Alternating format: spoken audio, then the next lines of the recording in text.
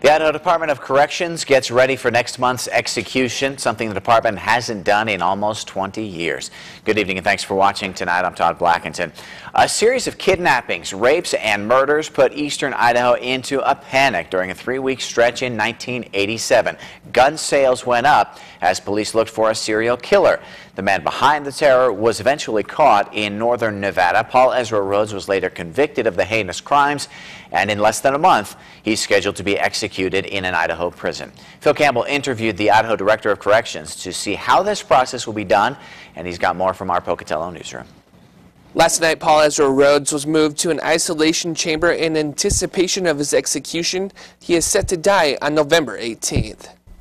The death notice was delivered at 4:15. Upon receiving that, we rolled him up and we moved him into, which is a term that we use when we take all their personal property, and we moved him into F block, which is a holding cell that's in a building that's standalone, so he has no contact with any of the other inmate population.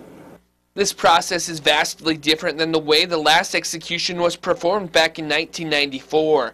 Many improvements have been made during this span, including the establishment of the F block, which houses the execution chamber and a holding area where Rhoads currently resides. Other changes include a revised approach to handling criminals, and while most of the incarcerated will eventually be released, fewer and fewer are returning to prisons in Idaho.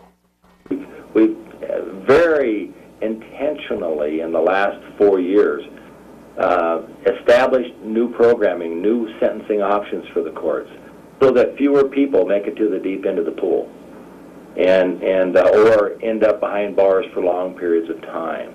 Now granted, those that are there have earned their way there, and we need to make sure that we run secure facilities, sound facilities. Again, that's those same three elements: respect, professionalism, and dignity, are how we run our prisons.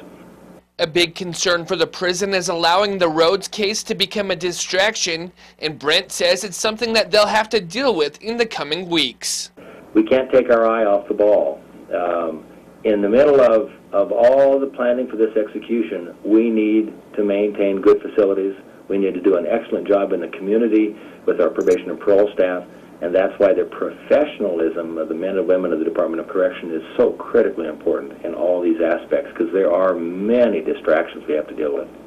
There are currently 14 inmates on Idaho's death row, 13 males and 1 female. Reporting from the Pocatello newsroom, Phil Campbell, KPVI News 6. Now, Rhoads still has some legal avenues to possibly block his execution, including clemency. If all goes as planned, the convicted serial killer will be executed on the morning of November 18th.